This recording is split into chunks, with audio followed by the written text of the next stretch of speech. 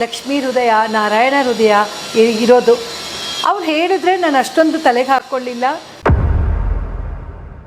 ನಾವು ಹಾಕೋದು 16 ರೂಪಾಯಿ, ಅದು ಒಂದು ವರ್ಷದಲ್ಲಿ ಎಷ್ಟಾಗಿರುತ್ತೆ, ಅದಕ್ಕಿನ್ನು ಎಷ್ಟು ಸೇರಿರುತ್ತೆ ಅನ್ನೋದು ಒಂದು ಚಮತ್ಕಾರ.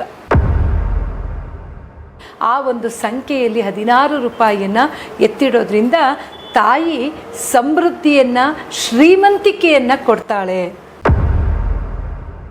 ಕಾಯಿನ್ ಇಟ್ಕೊಂಡು ಕನಕದಾರ ಸ್ತೋತ್ರವನ್ನು ಮಾಡೋದು ಹೇಗೆ?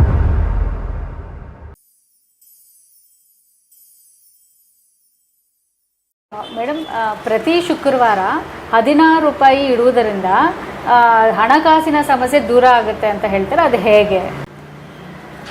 ಇದಕ್ಕೂ ಕೂಡ ಮಹಾಲಕ್ಷ್ಮಿಯ ಒಂದು ಅನುಗ್ರಹನೇ ಅಂತಲೇ ಹೇಳ್ಬೋದು. ಇದು ಗೊರವನಹಳ್ಳಿ ಮಹಾಲಕ್ಷ್ಮಿ ಅಮ್ಮನವರು ಇದ್ದರು. ಒಂದು ಬಾರಿ ನಾನು ಗೊರವನಹಳ್ಳಿಗೆ ಹೋಗಬೇಕು ಅಂತ ಹೋಗಿದ್ದೀನಿ. ಹೋದಾಗ ಅಲ್ಲಿ ಅಮ್ಮನ ಹತ್ರ ಮಾತಾಡ್ತಾ ಕೂತ್ಕೊಂಡೆ. ಅಂದರೆ ಅಲ್ಲಿ ಅವಕಾಶ ಇದ್ದಿದ್ದೇ ಸ್ವಲ್ಪ ಸಮಯದಲ್ಲಿ ಹೋಗಿದ್ದೀನಿ. ಅಲ್ಲಿ ಹೋದಾಗ ಆ ತಾಯಿ ಹೇಳಿದ್ದೆ ಏನಂದರೆ, ನೀನು ಪ್ರತಿ ಶುಕ್ರವಾರ ಅಮ್ಮನಿಗೆ 16 ರೂಪಾಯಿಯನ್ನು ನೀನು ಎತ್ತಿಡಬೇಕು. ನಂತರ ಪ್ರತಿ ಶುಕ್ರವಾರ ಲಕ್ಷ್ಮೀ ಹೃದಯವನ್ನು ಪಠಣೆ ಮಾಡಬೇಕು ಅಂತ ಹೇಳಿದ್ರು. ಆದರೆ ಅಲ್ಲಿ ಯಾರು ಹೇಳಿದ್ದು?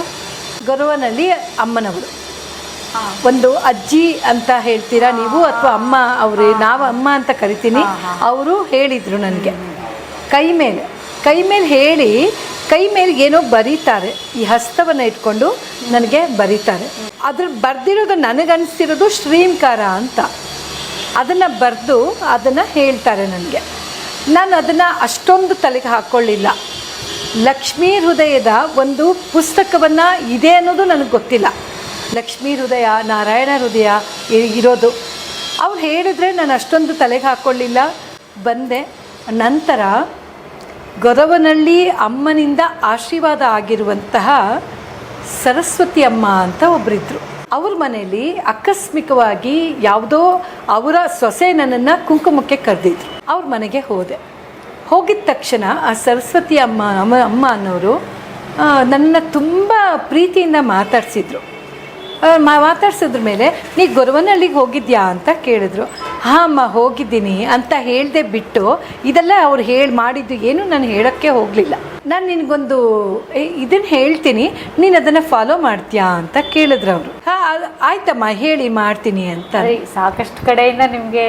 ಹೌದು. ಅವರು ಮಾಡ್ತೀಯಾ ಅಂತ ಕೇಳಿದ್ರು. ಹಾಂ ಅಮ್ಮ ಮಾಡ್ತೀನಿ. ಏನು ಹೇಳಿದ್ರು? ಮಾಡ್ತೀನಿ. ಕುಂಕುಮಕ್ಕೆ ಅಂತ ಹೋಗಿದ್ದು, ಅವರಲ್ಲಿ ಇದನ್ನು ಹೇಳಿದ್ರು. ಆವಾಗ ಅವರು ಪರಿಚಯವನ್ನು ಮಾಡಿಕೊಟ್ರು.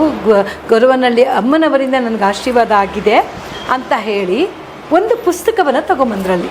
ಒಂದು ರಟ್ಟಿರುವಂಥ ಪುಸ್ತಕ, ಮೇಲ್ಗಡೆ ಬರೀ ರಟ್ಟಿದೆ, ಒಳಗಡೆ ಶೀಟ್ಸ್ ಇದೆ, ಒಂದು ಬ್ಲೂ ಕಲರ್ದು. ಅದನ್ನು ತಗೊಂಬಂದರು. ಅದರಲ್ಲಿ ಲಕ್ಷ್ಮೀ ಹೃದಯ, ನಾರಾಯಣ ಹೃದಯ ಅಂತ ಇದೆ. ಅವರು ಆ ಪುಸ್ತಕವನ್ನು ತಗೊಂಡ್ಬಿಟ್ಟು ಅದ್ರ ಮೇಲೆ ಒಂದು ಹೂವು ಇಟ್ಟು, ಅಕ್ಷತೆ ಇಟ್ಟು ಅದನ್ನು ನಂಗೆ ಕೊಡ್ತಾರೆ. ಕೊಟ್ಬಿಟ್ಟು ಹೇಳಿದ್ರು, ಇದನ್ನು ನೀನು ಇನ್ನು ಮುಂದೆ ಇದನ್ನು ನೀನು ಹೇಳಬೇಕು, ಈ ಒಂದು ಹೃದಯವನ್ನು ಹೇಳಬೇಕು ಅಂತ ಹೇಳಿದ್ರು. ಮತ್ತು ಪ್ರತಿ ಶುಕ್ರವಾರ 16 ರೂಪಾಯಿ ಮಾತ್ರ ಯಾವುದೇ ಕಾರಣಕ್ಕೂ ಮಿಸ್ ಮಾಡ್ದೇ ನೀನು ಅಮ್ಮನವರಿಗೆ ಕೊಡಬೇಕು. ಅದು ಕಾಯಿನ್ ರೂಪದಲ್ಲಿ ಕೊಡ್ತೀಯೋ ಅಥವಾ ನೋಟಿನ ರೂಪದಲ್ಲಿ ಕೊಡ್ತೀಯೋ ಗೊತ್ತಿಲ್ಲ. 16 ರೂಪಾಯಿಯನ್ನು ನೀನು ಕೊಡಬೇಕು ಅಂದಾಗ ನನಗೆ ಹೇಗಾಯಿತು ಅಂತಂದರೆ, ಅಲ್ಲಿ ಅಮ್ಮ ಗೊರವನಹಳ್ಳಿಯಲ್ಲಿ ಹೇಳಿ 3 ವರ್ಷದ ನಂತರ ಇದು ನಡೆದಿರುವಂಥದ್ದು. 3 ವರ್ಷ ಅವ್ರು ಅಲ್ಲಿ ಕೇಳ್ಕೊಂಡು ಬಂದವಳು. ನಾನು ಅದ್ರ ಬಗ್ಗೆ ಜಾಸ್ತಿ ಯೋಚನೆ ಮಾಡಲೇ ಅದನ್ನ ಬಿಟ್ಬಿಟ್ಟಿದ್ದೆ. ಅದನ್ನು ಇಲ್ಲಿ ಅದೇ ಪುಸ್ತಕವನ್ನು ಕೊಟ್ಟು ಅವರು ನನಗೆ ಈ 16 ರೂಪಾಯಿ ಒಂದು ವಿಚಾರವನ್ನು ತಿಳಿಸಿದ್ರು.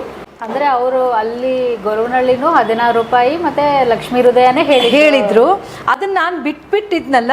ನಂತರ ಇಲ್ಲಿ ನನಗೆ ಇದನ್ನು ಈ ಒಂದು ವಿಚಾರವನ್ನು ತಿಳಿಸಿ ಅದನ್ನು ನಂಗೆ ಕೊಟ್ಟಾಗ ತುಂಬ ಒಂಥರ ಮನಸ್ಸಿಗೆ ನಾಟುವಂಥದ್ದಾಯಿತು. ಇದರಲ್ಲಿ ಏನೋ ಒಂದಿದೆ, ಅವರು ಹಾಗೆ ಹೇಳಿದ್ದಾರೆ ಅಂದಮೇಲೆ ಇದರಲ್ಲಿ ಏನೋ ಒಂದು ಇದೆ ಅಂತ ಅಂದ್ಕೊಂಡು ಏನು ಮಾಡಿದೆ, ಅದೇ ಬರುವಂಥ ಶುಕ್ರವಾರದಲ್ಲಿ 16 ರೂಪಾಯಿಯನ್ನು ಎತ್ತಿಡೋದನ್ನು ಮಾಡ್ತಾ ಹೋದೆ. 16 ಅನ್ನೋದು ಏನು ಸಂಕೇತ ಅಂದರೆ, 16 ವಿಧದಲ್ಲಿ ತಾಯಿಯನ್ನು ನಮಗೆ ಪೂಜಿಸೋಕ್ಕಾಗೋದಿಲ್ಲ.